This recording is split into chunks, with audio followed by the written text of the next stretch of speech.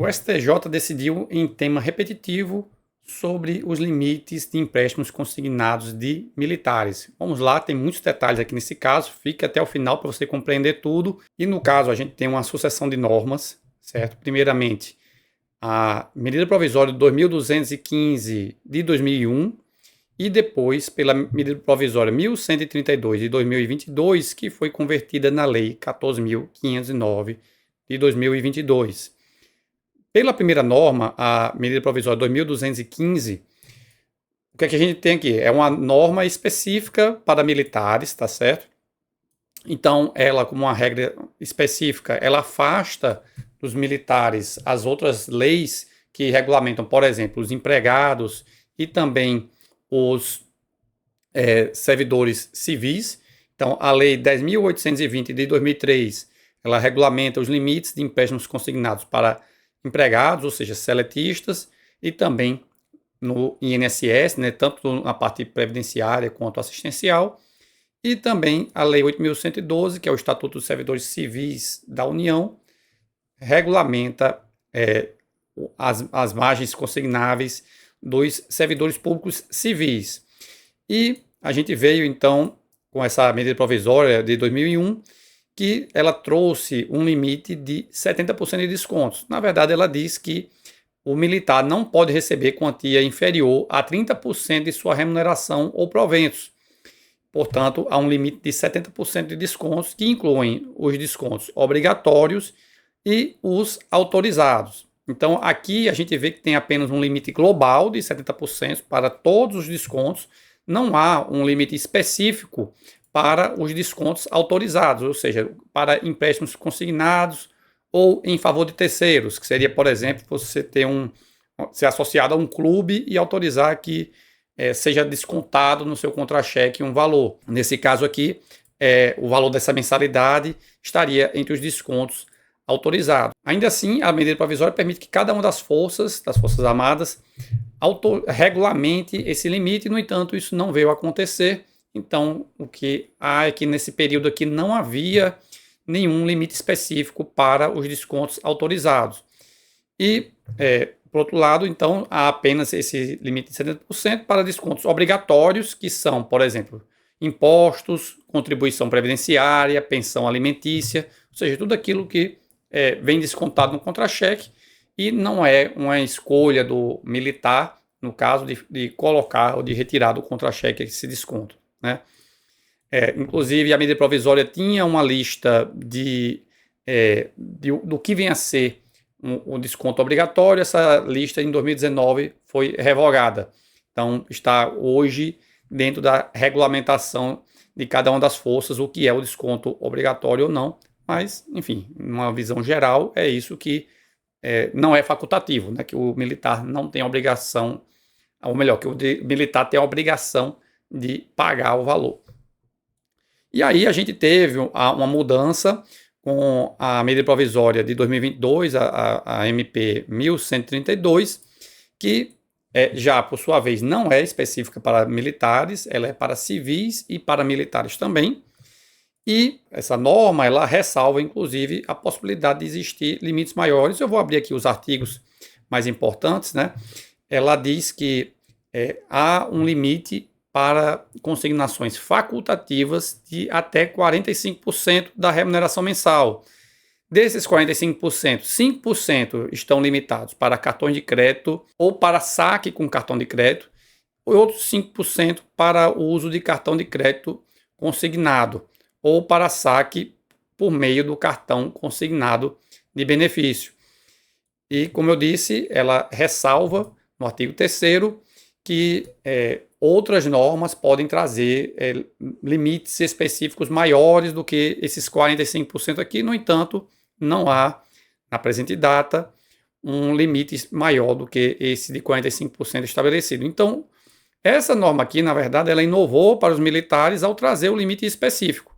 Então, hoje, o que é que a gente tem? Um limite global, que é aquele mesmo limite que já existia da MP 2215, 2001, esse limite de até 70% da remuneração, que inclui tanto os descontos obrigatórios quanto os autorizados ou facultativos.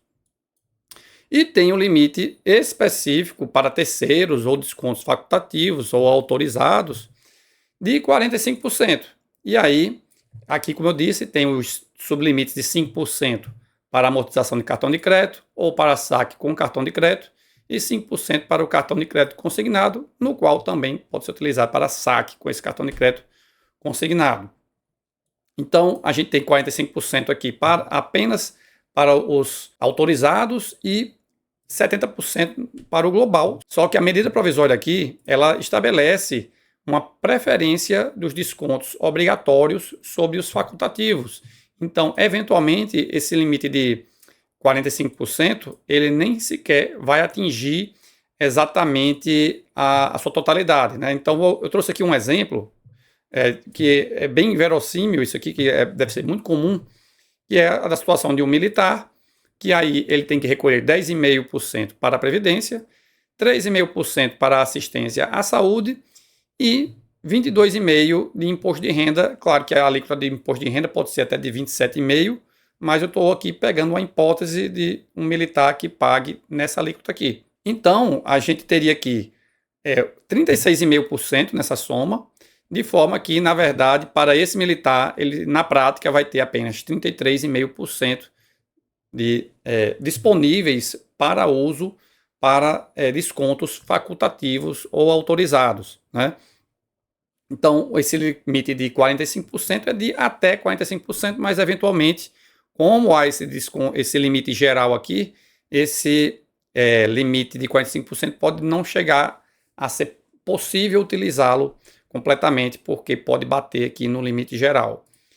E há uma discussão, porque há muitas demandas em que os militares alegam que contraíram um superendividamento, né? Então, há demandas em que os militares querem aplicar esse limite específico aqui aos contratos anteriores à alteração legislativa, ou seja, anteriores a 4 de agosto de 2022.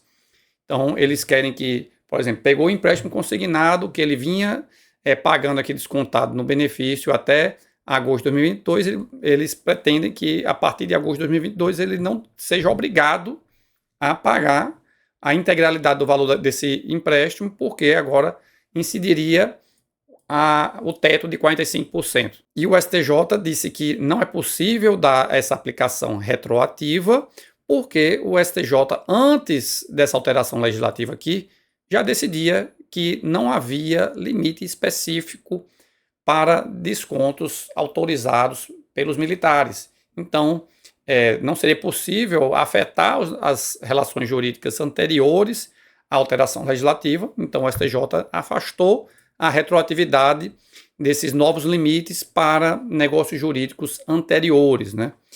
E, além disso, o STJ apontou que os militares eles já possuem maior proteção contra superendividamento em relação a outros servidores, porque eles possuem ainda esse limite global aqui de 70%. Então, não caberia alegar que eles estão mais vulneráveis do que outras categorias. Então, dito isto tudo aqui, a gente pode passar aqui a análise da tese, que ficou assim redigida, né, para os descontos autorizados antes de 4 de agosto de 2022, data da vigência da medida provisória 1132/2022, convertida na Lei 14.509/2022, não se aplica limite específico para as consignações autorizadas em favor de terceiros, devendo ser observada apenas a regra de que o militar das Forças Armadas não pode receber quantia inferior a 30% da sua remuneração ou proventos após os descontos na forma do artigo 14, parágrafo 3º da medida provisória 2215 de 2001. Então, a gente tem a seguinte situação, né? Se o contrato ele é anterior a 4 de agosto de 2022, então aplica-se apenas o limite global de 70%. Se ele é posterior, aí temos o limite global de 70% e de 45% para os facultativos. Estava até escrito errado aqui, 30%. São 40% para os 45% para os facultativos, mas lembrando que há uma preferência para os descontos obrigatórios sobre os facultativos. E, por fim, cabe destacar que STJ afastou o pedido de modulação dos efeitos, porque ele, como eu já mencionei, já decidia nesse sentido de que antes da alteração legislativa não havia um limite específico, então não houve nenhuma inovação, pelo que não caberia a modulação dos efeitos, que é normalmente feita quando há uma alteração na interpretação das normas, né? Enfim, uma alteração na ordem normativa ou na ordem jurídica no sentido mais amplo. E é isso, pessoal. Espero que tenha ficado claro para vocês. Se gostaram desse conteúdo, cliquem no botão de curtir e se inscreva no canal. Muito obrigado e até a próxima.